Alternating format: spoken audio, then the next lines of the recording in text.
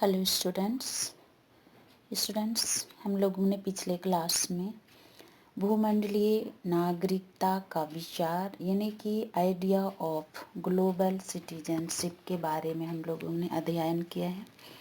Students, चलिए आज हम लोग पढ़ेंगे राजनीतिक समुदाय की पूर्ण समानताएं। नागरिक वह व्यक्ति है जिससे अपने राज्य में सामाजिक व राजनीतिक अधिकार प्राप्त हो।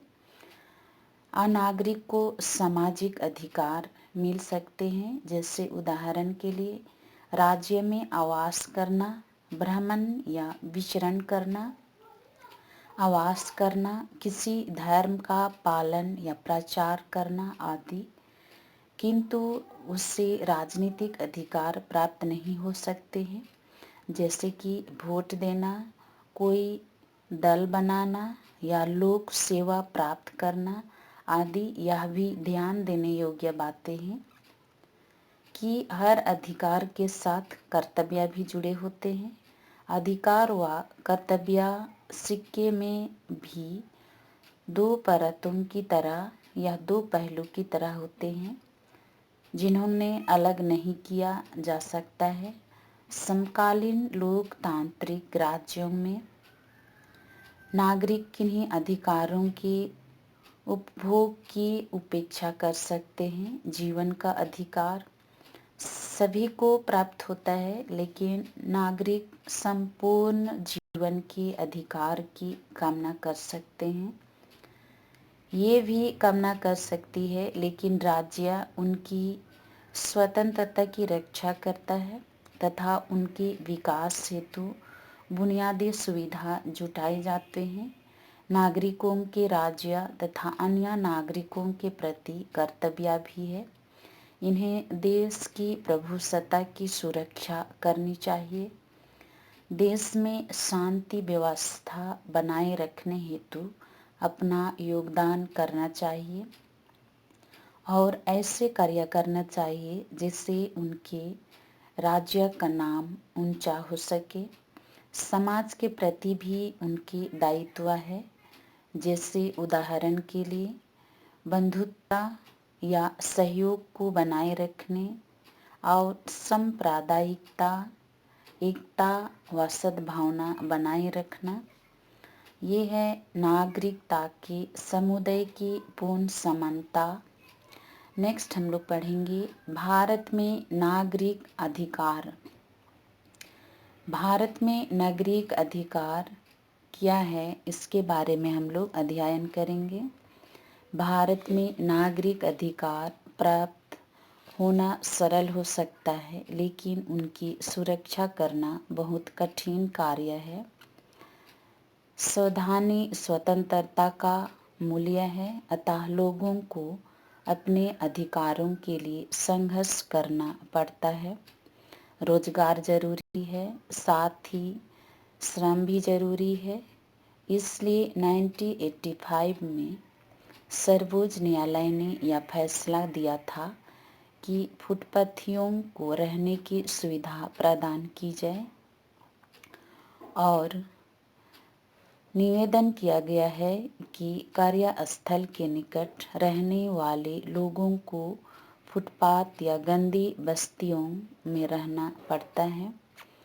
न्यायालय ने व्यवस्था दी कि अनुच्छेद 21 के तहत जीवन का अधिकार सुनिश्चित किया गया है, जिसमें रोजगार व आवास का अधिकार शामिल है। इसी तरह नर्मदा बचाओ आंदोलनकारियों की मांग को देखते हुए सर्वोच्च न्यायालय ने फैसला दिया था कि बांध की ऊंचाई सीमित किया जाए तथा विस्थापितों को वैकल्पिक जमीन दी जाए। ये है भारत में नागरिक अधिकार।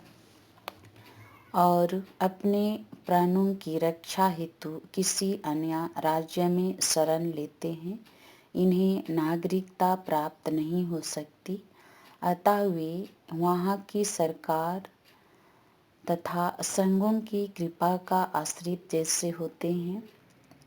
और इराक से भागे हुए तुर्की के शरणार्थियों तथा लोग पाकिस्तान व बांग्लादेश से आकर भारत में बसने वाले लोग आदि हैं। ऐसे लोग गंभीर समस्याओं से जूझ रहे हैं। इन्हें रोजगार नहीं मिल सकता है, नागरिक नहीं मिल सकती है, सुरक्षित व संपूर्ण जीवन की व्यतीत नहीं कर सकते। किसी राज्य के नागरिक इन्हें विदेशी घुसपैठियों या शरणार्थियों कहकर अपमानित किया जाता है। यदि वैश्विक नागरिकता की अवधारणा पैदा हो जाए तो उनकी स्थिति में सुधार हो सकती है।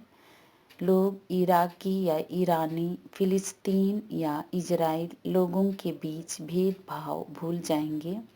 वैश्विक स्तर पर विश्व बंधुत्व की स्थापना होगी और किसी नगर में बाहर से आने जाने वाले लोगों का काम धंधा करते हैं, जिससे वहाँ के लोगों की आवश्यकताएं पूरी हो जाती है। इन लोगों में अधिक संख्या हो जाती है जो वाहन चलाते हैं, मकान बनाते हैं, लोहे या लकड़ी का काम करते हैं, सफाई या रोशनी की व्यवस्था में अपना योगदान देते हैं आदि। ऐसे कार्यों से स्थानीय अर्थव्यवस्था भी समृद्ध हो जाती है। जैसे हम बड़े नगर में देख सकते हैं, स्थानीय लोगों को उनकी अप्रवास का विरोध करने से पूर्व समझाना चाहिए कि ऐसे श्रम की उपलब्धि न होने से उनका जीवन कठिन हो जाता है। स्टूडेंट्स, आज के लिए इतना ही। Thank you.